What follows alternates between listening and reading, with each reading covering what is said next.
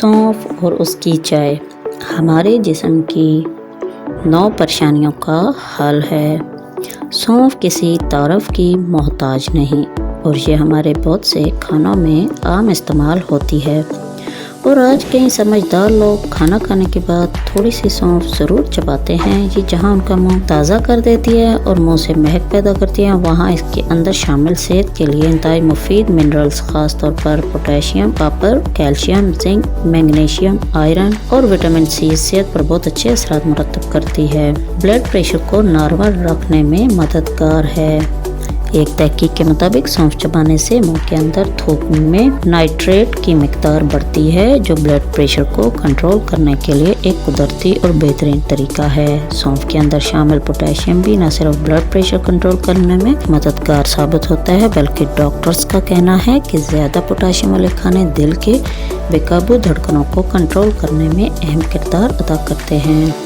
जिस्म में पानी की बढ़ी हुई मिकदार भी नॉर्मल करती है।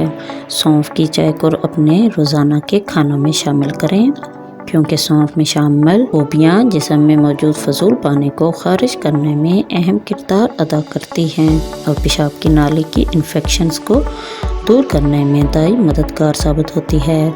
सौंफ जिस्म के पसीना खारिज करने के अमल को भी तेज़ करती है और पसीना खारिज होने से हमारे जिस्म को बेशुमार फ़ायदे हासिल होते हैं, जिनमें फाजिल मादों का खारिज होना वगैरह शामिल है। कब्ज़, बदहज़मी और पेट फूल जाने को कंट्रोल करती है।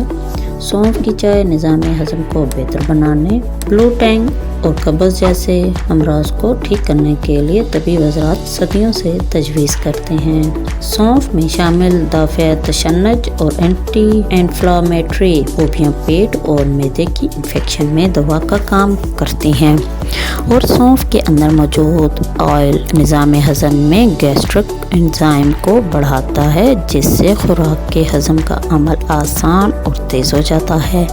सौंफ सांस की बीमारी में अक्सर है। सौंफ में शामिल फाइटोन्यूट्रिएंट्स में इंतहाई मुफीद साबित होता है। साइनोसिस एक बीमारी है जो नाक और आंखों के ऊपर मौजूद खला में सोजिश पैदा होने के बाद सांस में दुश्वारी और नज़ला ज़ुकाम जैसी कैफियत पैदा कर देती है। सौंफ की चाय जहाँ ये सोजिश ख़त्म करती है, वहाँ बंद नाक, खांसी, ज़ुकाम वगैरह के असरात को कम करने के साथ साथ फेफड़ों के वर्म का खात्मा करने में मददगार साबित होती है।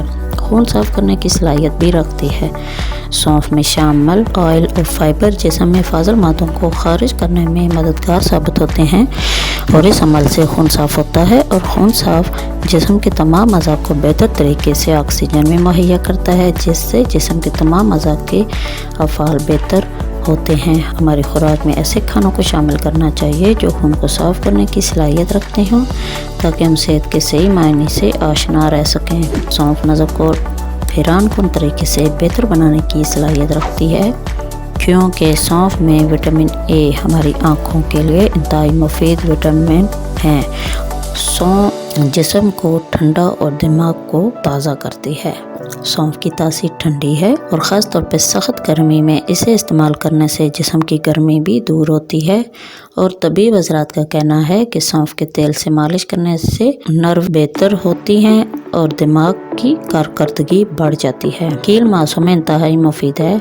सौंफ में हमारी सेहत के लिए कई अहम विटामिन और मिनरल्स शामिल होते हैं। ये मिनरल्स ख़ास तौर पर जिंक, कैल्शियम हमारे हार्मोन्स को नॉर्मल रखने में मददगार साबित होते हैं और हार्मोन्स की खराबी चेहरे पर कील मांसों की सूरत में ज़ाहिर होती है। सौंफ खाना कील मांसों में मुफीद साबित होता है, कैंसर से लड़ती है।